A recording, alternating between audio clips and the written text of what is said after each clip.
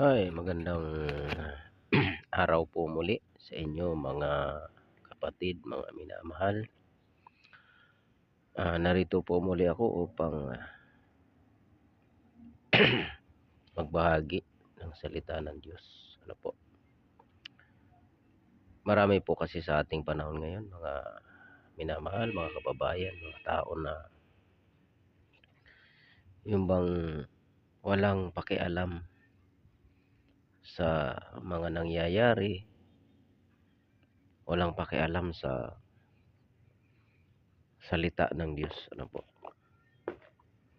Na maraming tao yung hindi nila inaalintana yung maaaring mangyari sa kinabukasan, kung okay pa ba ang kapaligiran natin. Ano po? Sa ngayon po mga minamahal, sa ating panahon ngayon napakarami po mga nagtuturo, nangangaral, mga nagpapahayag ng salita ng Diyos. Yung iba po nagpapahayag ng propesiya. Ano po? Mga kababayan, mga minamahal, hindi naman po sa dapat nating husgahan kaagad ang sino mang mga nagpapahayag, mga nagpapropesiya, ano po, ng mga mangyayari sa hinaharap. Sapagkat tunay naman po na meron naman po talagang mga sinugo ang Diyos na pinagkalooban niya na maging mga propeta, ah, mga apostol, mga ebanghelista, propeta at pastor at mga guro. Yan po ay pinagkaloob po ng ating Panginoon. Ano po? Hindi po totoo yun na yung mga propeta ay hanggang sa panahon lang po ni Juan Bautista yon. Kasi wala naman pong sinabi ang Panginoon Jesucristo doon na ang mga propeta ay hanggang kay Juan lang. Ang Juan Bautista ay ipinangaral. Ano po? Ipinangaral yung kaharian ng Diyos.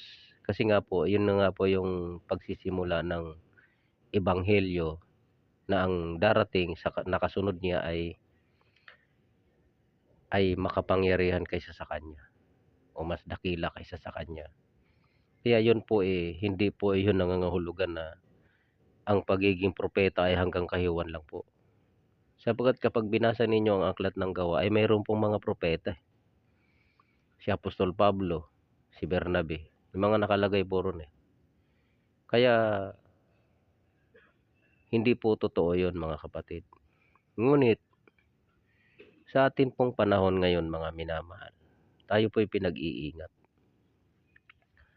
Tayo po'y pinag-iingat ng ating Panginoong Hesukristo. Kasi nga po, ang nakasulat sa Mateo 24 ay talaga pong darating yung panahon na yun. Itong panahon ngayon na maraming magsisilitaw na mga bulaang propeta, mga bulaang Kristo, mga bulaang guro. Kaya hindi po katakataka kung bakit sa ating panahon ay napakarami pong mga naglilipana na mga nangangaral, nagtuturo, iba-ibang aral po ang daladala. Malalaman po natin kung ang dalabang aral ng isang tao ay totoo o hindi. Bakit po? Dahil sinabi po yan ni Juan, ano po, na malalaman natin yung aral kung kay Kristo ba o hindi. Kaya sa atin pong pamumuhay sa araw-araw, hindi po basta-basta tayo tatanggap ng kung sino-sinong mga nagtuturo na lang. Kasi po nakalagay din po sa Mateo 24 na ang sabi rito sa Mateo 24, basahin ko lang po panandalian.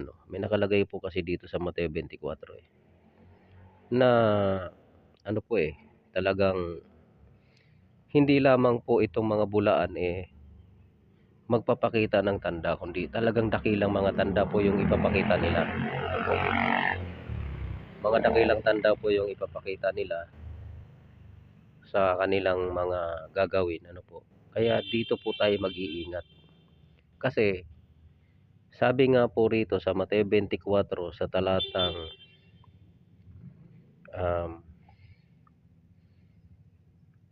24 din po. Ang sabi rito, sapagkat may magsisilitaw na mga bulaang Kristo at mga bulaang propeta at magpapakita ng mga dakilang tanda at mga kababalaghan. Ano pat ililigaw kung maaari pati ng mga hirang. So dito po, mga kapatid, mga minamahal, talaga pong magpapakita sila ng mga tanda. So ibig sabihin, mayroon po silang minsan may mga pinapakita na naging totoo sa kanilang sinasabi. Ngunit, yung sinasabing mga tanda na mga dakila po hindi po basta-basta tanda na yung biro-biro lang na tanda, kundi talagang tanda na dakila at nakikita. Kaya ang sabi ng Panginoon Jesucristo, mag-ingat. Ano po? Mag-ingat tayo. Kasi dito po natin makikilala kung totoo ba na ito'y propeta ng Diyos o propeta na sinugo ng ating Panginoong Jesucristo. Dahil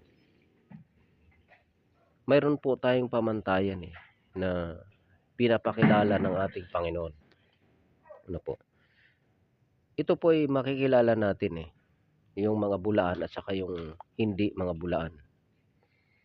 Kasi nga po, kapag ang isang nagtuturo ay lumilihis sa aral ng Panginoong Hesukristo, kahit magpakita pa yan ng kung ano-anong tanda, pag ang aral ay hindi ayon sa aral ng ating Panginoong Hesukristo, ay hindi po yun tunay na propeta. Hindi po yun tunay na lingkod ni Kristo.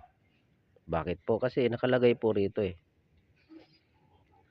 dito sa ikalawang Juan talatang 9. O sa 8 na po, mangag-ingat kayo sa inyong sarili upang huwag ninyong iwala ang mga bagay na aming pinagpagalan, kundi upang tanggapin ninyo ang isang lubos na kagantihan. Ang sino mang nagpapatuloy at hindi nananahan sa aral ni Kristo ay hindi kinaroroonan ng Diyos. Ang nananahan sa aral ay kinaroroonan ng Ama at gayon din ng Anak. Kaya dito po natin makikita, mga kapatid, na marami pong nagtuturo. May mga nagpapakilalang propeta, naghuhula, nagpapakita ng mga dakilang tanda. Ngunit kung ang kanilang aral ay lihis sa katotohanan, mga minamahal, hindi raw po yun kinaroroonan ng Diyos, yung mga gayong tao. Kung ang sino man daw, kaya nga ang sabi sa unang talata, mangag-ingat tayo. Talaga nandito na po yung paalala. Kahit doon sa Mateo 24, nakalagay, mangag-ingat kayo na huwag kayong mailigaw ninuman. Sapagat marami po talagang magsisilitaw na mga bulaang propeta, mga bulaang Kristo, at ililigaw ang marami. Talaga pong maliligaw ang maraming tao. Kasi po talagang lilitaw itong mga bulaan. Ano po? So, maging sa atin na nananahan sa aral, pwede po nilang sabihin sa atin na tayo yung mga bulaan. Ngunit ang pamantayan po, mga minamahal, kung paano makikilala na ang isang tao ay tinatahanan ng Diyos, ay yung nangangaral po, na ang ipinangangaral ay ayon sa aral ni Kristo. Ano po? Kasi ang nakalagay rito, ang sino mang nagpapatuloy at hindi nananahan sa aral ni Kristo ay hindi kinaroroonan ng Diyos. Ang nananahan sa aral ay kinaroroonan din ng Ama at gayon din ng Anak. Kaya makikilala natin ang mga mangangaral sa pamamagitan ng aral. Makikilala natin ang mga nagpapakilalang propeta, nagpapakilalang mga pastor, nagpapakilalang mga guro. sa pamamagitan ng aral. Kasi kung ang sino man tao ay hindi nananahan sa aral ni Kristo ay hindi kinaroroonan ng Diyos. Ang nananahan sa aral ay kinaroroonan ng Ama at gayon din ng Anak. Marami po kasing aral na may mga nanghuhula pa nga na mayroon pong isang pastor na isang foreigner na siya ay nanghula na ang sabi niya by this September 23 ay darating na raw po yung rapture. Unang-una, ang rapture ay walang aral niyan sa Biblia. Pangalawa, yung sinabi niya na darating daw ng September 23 si Kristo. Unang-una po, sinabi ng Panginoong Kristo na ang mga araw na yun ay walang nakakaalam. Basahin nga po natin yun mga kapatid.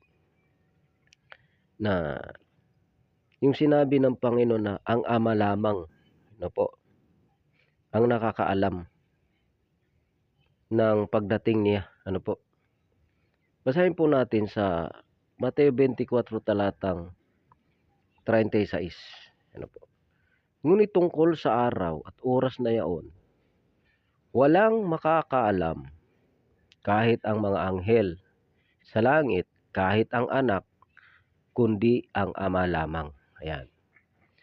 Ngayon, kung sino man yung tao o pastor o nagpapakilalang propeta na darating na raw si Jesus Christ by this month, by this September 23, sino mang tao na nagpapahayag nun, hindi po totoo yun. Isa po yung sinungaling na mga ngaral. Bakit po? Ay yung mga anghel sa langit nga, hindi nila alam Si Kristo nga na anak, hindi rin niya alam Kasi ang Ama lang ang nakakaalam kung kailan darating ang araw na yun. Yung Ama lang ang nakakaalam ng pagdating ng ating Panginoong Kristo, mga kapatid. Wala pong nakakaalam. Walang makakaalam. Pag sinabing walang makakaalam, wala talagang makakaalam na iba. Nasa kapasyahan ng Ama yun. Kaya pag ang isang pastor nagpapahayag na year 2000 darating si Kristo, magra-rapture, hindi po totoo yun. Yung mga ganong klaseng mga ngaral, mga sinungaling po yun. Kasi meron po akong narinig September 23 daw. Darating yung si Jesus Christ. Tingnan nyo, lumagpas na. Tandaan nyo po mga kapatid, mga minamahal.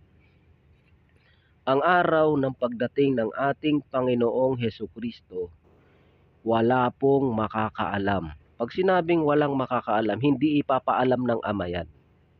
Tandaan nyo po yan. Hindi nga alam ng anak Kasi nasa kapasyahan ng Ama. Yung araw ng pagdating ng kanyang katapusan. Yung pagdating ng anak ng tao. Yung pagdating ng ating Panginoong Kristo. Wala pong makakaalam yan. Kahit ang mga anghel sa langit. Mga anghel nga sa langit, hindi alam, ikaw pa. Kaya mag-iingat po tayo sa panahon ngayon. Napakarami mo pang nagtuturo. Na katulad nito, yung mga lindol, nangyari naman po talaga na merong isang negro, medyo black na lalaki na sabi niya hinulaan daw yung mga lindol. Ngayon naghula siya ulit na yung Pilipinas daw nakita daw niya na lahat daw ng kabahayan sa Pilipinas ay talagang na-wash out po o natabunan.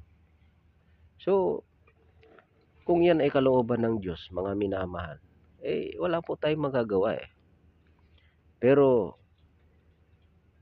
wag po tayong basta-basta maniniwala sa lahat ng mga nagsasabi, sa mga nangangaral. Basta tayo manatili sa katotohanan. Dahil ang Diyos naman po ang nakakaalam sa ating buhay.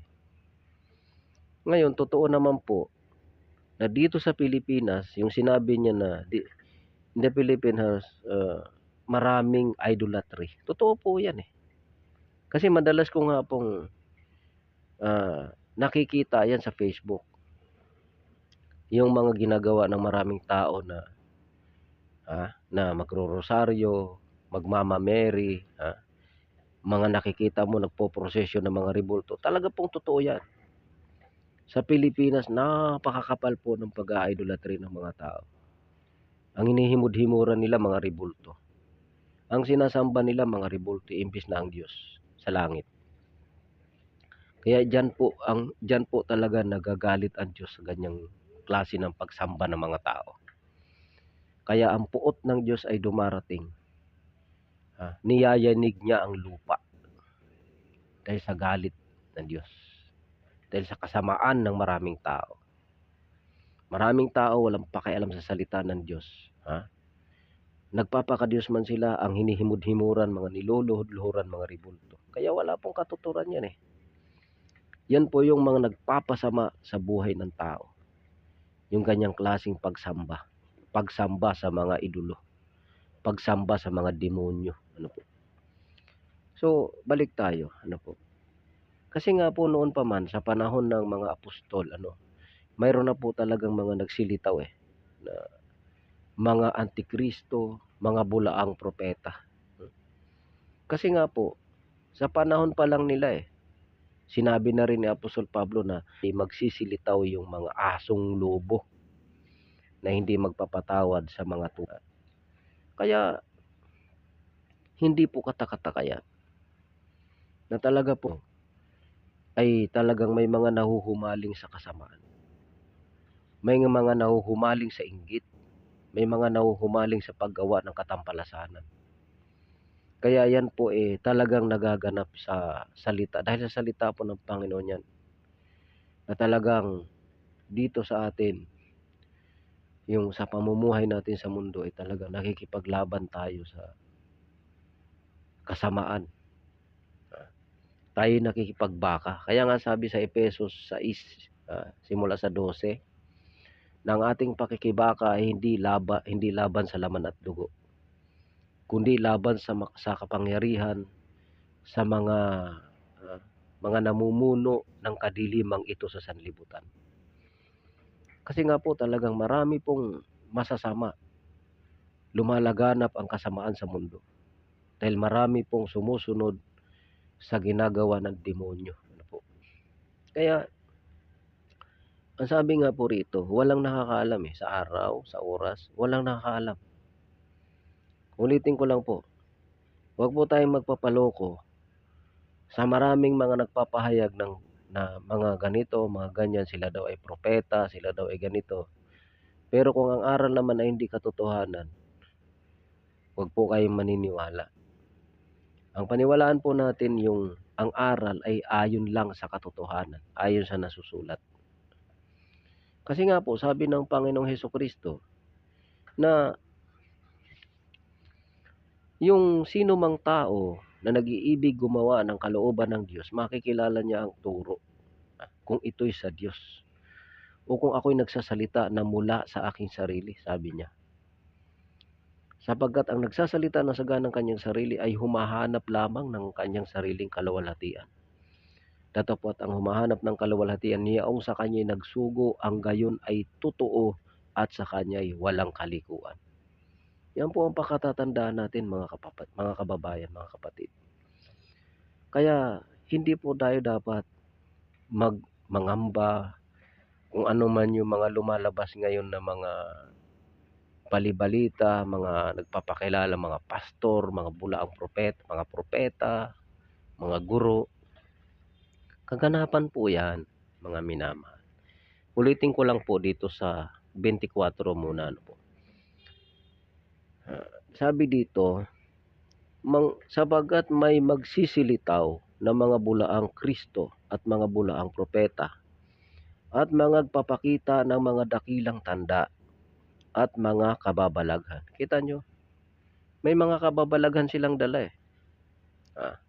Kumbaga sasabayan nila yung mga nangyayaring dilubyo, yung mga nangyayaring mga sakuna, sasabayan nila yan. Magpapakita sila na parang sila ba yung alam na nila yung mangyayari. Ngunit mag-iingat po tayo. Wala naman pong Kasi kung totoo naman po talagang sinugo siya ng Diyos, malalaman mo sa pamamagitan ng kanyang dalang turo, sa kanyang dalang aral. Kasi ang sino mang tao na hindi nananahan sa aral ni Kristo ay hindi kinaroroonan ng Diyos yun. Kahit gaano pa sinasabi niya na nahulaan na niya yung mangyayari, pero kung ang dala naman niyang aral ay hindi kay Kristo, huwag po kayo maniwala na siya yung sinugo ng Diyos. Kasi ang tunay na sinugo ng Diyos, ang dala-dala aral ng Diyos. Ano po? Aral po ng Diyos ang dala-dala. Ano po? Basahin po natin yun. Ano po? Kasi ang sabi nito, magsisilataw ang mga bulaang propeta, mga bulaang Kristo, at magpapakita ng mga dakilang tanda at mga kababalaghan na anupat ililigaw kung maaari pati ng mga hirang. Kaya kung minsan, kahit yung mga hinirang talagang halos matatangay, halos maloko. Dahil sa talagang nagpapakita sila ng mga dakilang tanda. Ano po? Kaya mag-iingat po tayo, mga kapatid, mga minamahal. Mag-iingat po tayo. Panghawakan po natin ang pananampalataya sa katotohanan. Sapagkat sabi ng Panginoong Kristo na ang katotohanan ang magpapalaya sa atin. Di tayo dapat mangamba sa anumang bagay na mga nagsisilitaw na ito sa ating panahon ngayon, mga nagpapakilalang propeta, mga pastor. Ngayon, kung ang aral niyan dala-dala ay kay Kristo, tunay nga pong sugo ng Diyos yun. Tunay nga po yun na sugo ng Diyos. Yung nagtuturo ayon sa aral ni Kristo. Ano po? Kasi ayon nga po dito sa nakasulat sa Ebanghelyo ni Juan 3, ano po? Ganito po ang nakasulat Yan. Dito natin basahin sa Kapitulo 3, talata 33. Ang tumatanggap ng kanyang patutuo ay naglagay dito ng kanyang tatak na ang Diyos ay totoo. Sapagkat ang sinugo ng Diyos ay nagsasalita ng mga salita ng Diyos. Sapagkat hindi niya ibinibigay ang Espiritu sa pamamagitan ng sukat. Yan. Sa talatang 34 po yon. Ang tumatanggap daw ng kanyang patutuo ay naglagay na dito ng kanyang tatak na ang Diyos ay totoo. Paano po? Sapagkat ang sinugo ng Diyos ay nagsasalita ng mga salita ng Diyos. Ngayon, kung mayroong tao na nanguhula, pero ang dala-dala naman niyang aral ay hindi sa Diyos, hindi aral ni Kristo, huwag po yung katakutan yung mga ganong tao. Kasi sila po ay mga hindi po kay Kristo. Ano po? Yan, ito po ay paalala lang. Ano po? Paalala lang po ito ng Diyos na mag-ingat tayo na huwag tayong mailigaw ni numan. Sapagkat talagang marami pong magsisilitaw na mga bulaang propeta May magsisilitaw na mga bulaang Kristo sa sanlibutan na ililigaw hanggat maaari, pati ang mga hirang. Kaya nga po, dito sa panahon natin ngayon, ito na yun. Ito na yun. Laganap ang katampalasanan, laganap ang kasamaan, laganap ang mga sakuna, mga lindol, mga giyera, digmaan, bagyo, kagutom, laganap. At nagsisilitaw ngayon ang mga bulaang Kristo, mga bulaang propeta. Ngayon, paano natin makikilala sila? Sinabi po kanina na sa Juan 9, ikalawang Juan 9, ang sino mang nagpapatuloy at hindi nananahan sa aral ni Kristo ay hindi kinaroroonan ng Diyos. Ang nananahan sa aral ay kinaroroonan ng Ama at gayon din ng Anak. Sa talatang 10, kung sa inyo dumating ang sino man at hindi dala ang aral na ito, ay huwag ninyong tanggapin sa inyong bahay. Ni huwag ninyo silang batiin, sapagkat ang bumabati sa kanya ay nararamay sa kanyang masamang gawa. So huwag tayong makiramay doon. Mga minamahal, huwag tayong makiramay sa mga tao na nagtuturo ng kasinungalingan, nagtuturo ng hindi ayon kay Kristo. Sapagkat ang tunay na sinugo ng Diyos ayon sa Juan Kapitulo 3, talatang 34, sapagkat ang sinugo ng Diyos ay nagsasalita ng mga salita ng Diyos. Sapagkat hindi niya ibinibigay ang Espiritu sa pamamagitan ng sukat. Yan. Kaya, wala pong sukat ang Espiritu na binibigay ng Diyos. Pagsasalita ng mga sinugo niya. Bakit po?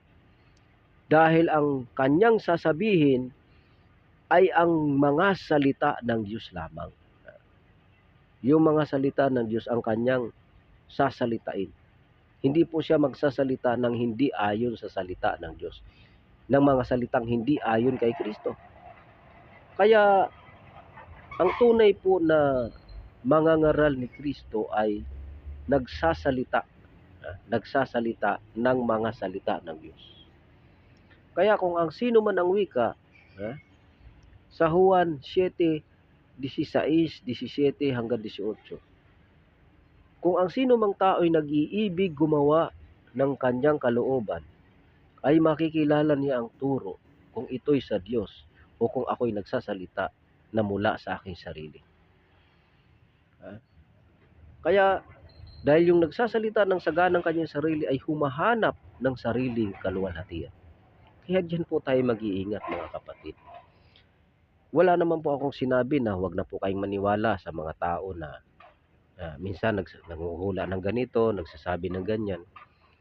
Kaya lang po, pinag-iingat po tayo na huwag tayong basta maniwala. Sapagkat ang sino mang hindi sumakay Kristo ay laban kay Kristo. Tandaan niyo po yan. Sino mang nagtuturo ng aral na hindi ayon kay Kristo ay hindi po yun tinatahanan ng Diyos. Ano po? Kaya, wala pong kabuluhan na tayo masisindak, mangangamba dahil sa mga pahayag ng mga tao, sa mga pahayag nila na kung ano-ano. Ang sa atin lamang po, manahan tayo sa katotohanan. Sapagkat talaga pong ang mga dilubyo, mga lindol, mga salot, kagutom, digmaan, mangyayari po talaga yan. Kasi po hinula na po ng ating Panginoong Hesukristo yan. Ngayon, kung mayroon mang sinugo ang Diyos na propeta sa ating panahon at nangyayari po yung kanya mga sinasabi, tingnan po natin. Sundan po natin yung kanyang aral. Ano ba ang aral niya? Katotohanan ba? Nasusulat ba? O labag sa kalooban ng Diyos? Kasi meron nga pong isang nagpapakilalang propeta na isang pastor na sabi niya darating na raw si Jesus Christ nitong September 23. Ngayon, pag nabukos siya na hindi naman nangyari, sasabihin niya, di, sikreto lang kasi yun. Sikreto lang siya na dumating. Hindi nakita ng lahat. O, tingnan mo. Diba? Isang bulaan yan. Dahil nga si Kristo, yung kanyang pagdating, wala pong nakakaalam. Walang makakaalam. Pag sibabing walang makakaalam, hindi talaga ipapaalam ng Ama yan. Kasi wala nga walang makakaalam. Wala. Walang makakaalam. Kahit ang mga anghel sa langit, kahit ang anak, kundi ang Ama lamang. So, meron naman nagtuturo na ngayon alam na rin ni Jesus Christ kasi nasa langit siya. Wala nga Sinabi nga ni Jesus Christ yun walang makakaalam. Kahit ang mga anghel sa langit, kahit ang anak, kundi ang Ama lamang. Kaya, wag po tayong maniniwala sa kung sino-sino na lang na nagtuturo, na mga nagsasabi, mga nanguhula ng kung ano-ano. Kahit nga daw po yung mga magpapakita nga raw po ng mga dakilang tanda at mga kababalaghan. So may mga kababalaghan pa na ipapakita. Dakilang kababalaghan, dakilang mga tanda. Kaya suriin po natin ang aral. Totoo ba ang aral nila? Ang aral ba nila ay ayon sa salita ng Diyos o hindi? Kasi po, Yung sinasabi ni Apostol Pablo na ang sino mang nagtuturo na yung nagtuturo ng ibang aral, ayon po dito sa unang Timoteo sa 6, may nakasulat din po rito eh. Sa 6 talatang 3, ano po?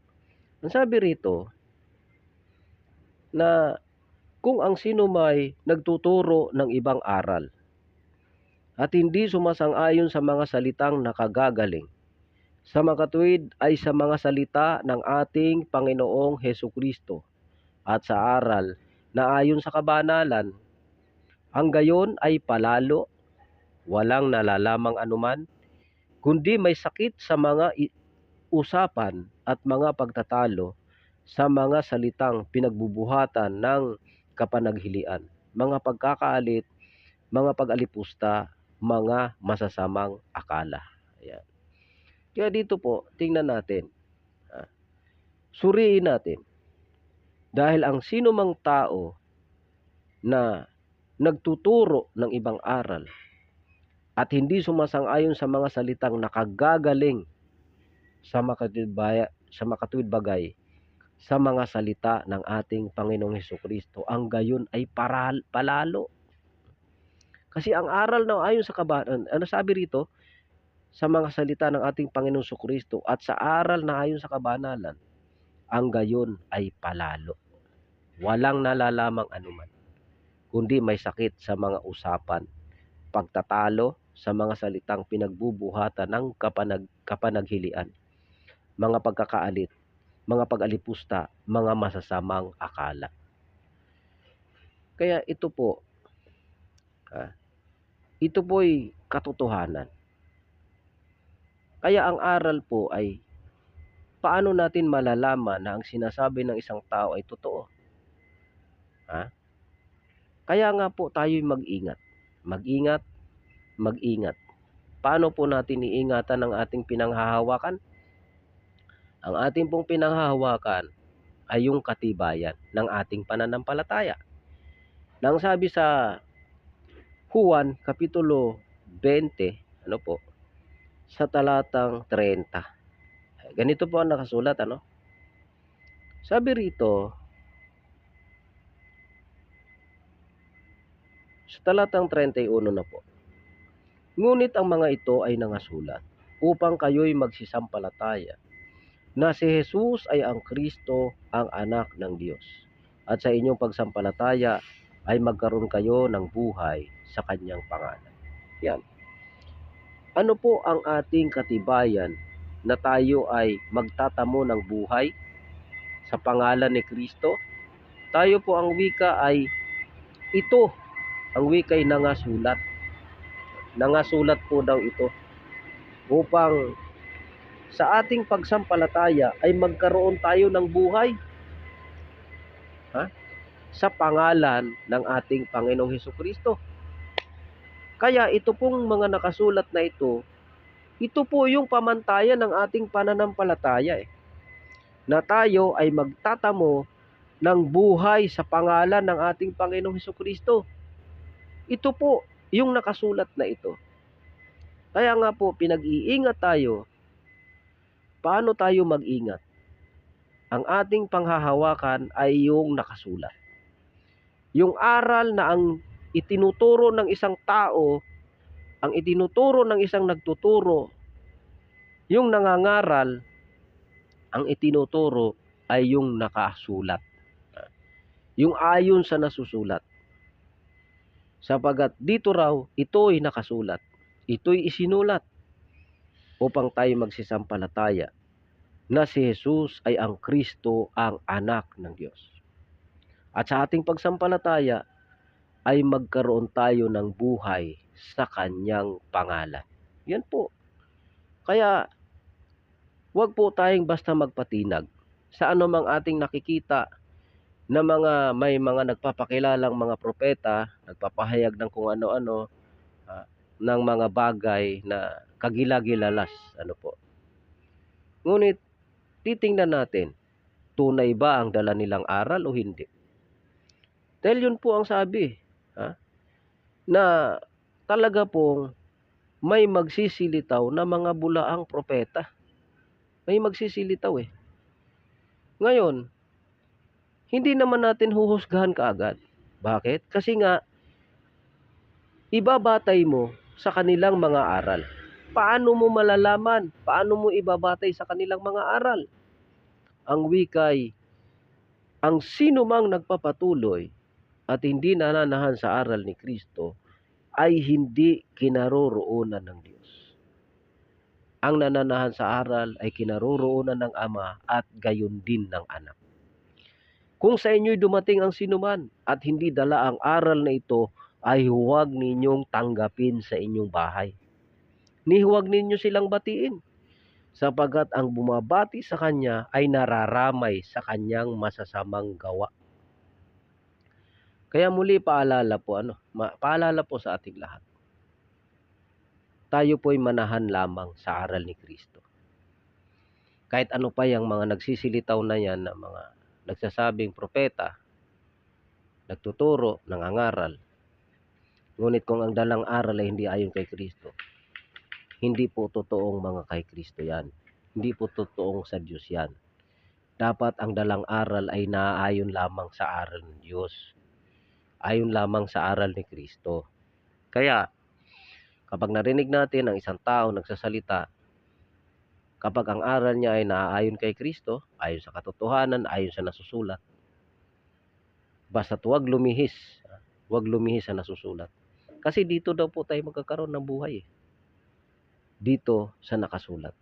Sa ating pagsampalataya ayon sa nasusulat ay magkaroon tayo ng buhay sa kanyang pangalan. Kanino? Kay Kristo.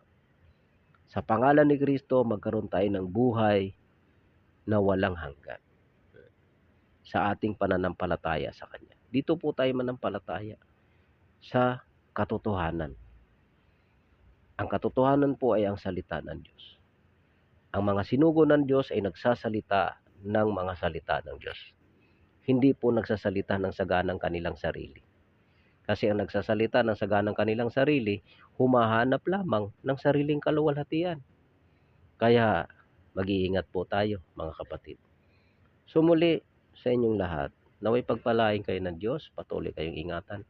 So God bless po sa inyong lahat mga kapatid. God bless po.